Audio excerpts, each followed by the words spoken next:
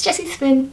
So in my last tutorial we covered our different letter relations, as well as one of the transitions that are available to us, slides. In today's tutorial I'm going to intro you guys to some of the geometry behind our spinning, as well as another one of our transitions called isolations. First, let's talk about the geometry behind our spinning. There are different geometric pathways that we can follow when spinning, either with our body or our fans.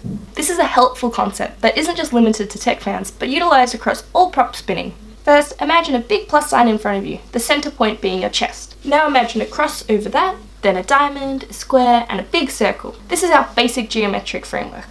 This concept really helps us to make our spinning look clean, and also opens up possibilities and ideas for our spinning that might not have occurred to us otherwise.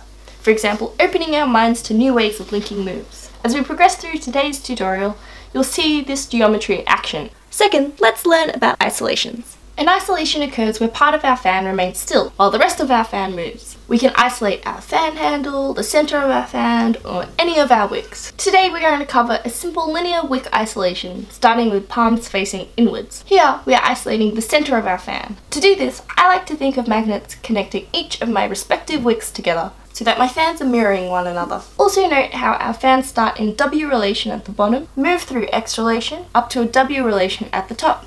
Now instead of keeping our fans in one spot, we can use our arms to move them along an imaginary line in front of us, still maintaining our isolation by mirroring our wicks. Because of the way our wicks move along the line, we call this a linear wick isolation. Now this doesn't just have to be vertical. We can do this same movement along other imaginary lines, diagonally between the bottom and side points, horizontally, and diagonally between the sides and the top. You can see how all these lines follow pathways we explored at the beginning of the tutorial, namely lines forming a big plus sign and a diamond. To achieve a linear wick isolation along the diagonal lines, it can be a bit wristy, as your outside wrist will have to rotate more than it does for your other hand. This is a pattern I like to do to practice moving along the different pathways for our linear wick isolations. Finally, I want to talk about snaking.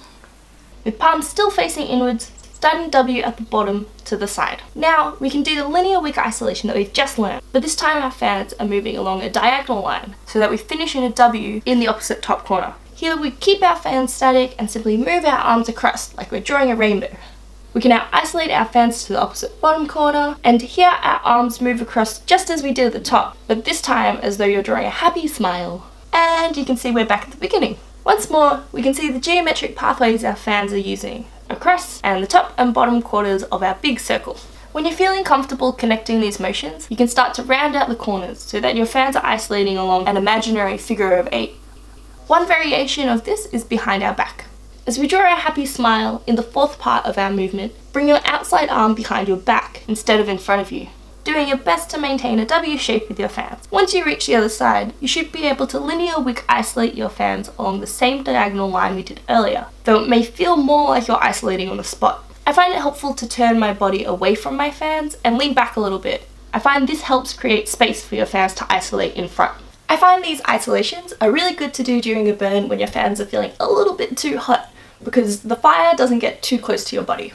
They're also just a solid, relatively simple move that you can have fun dancing with and explore adding your own musicality and style to make it your own. As usual, I've linked some useful resources in the description, including some information on fan geometry put together by Robin McCleary, as well as a tutorial by Tommy Danger covering some of the same concepts we've learnt today. So I hope you got something out of this tutorial, and I'll see you next time. Thanks guys!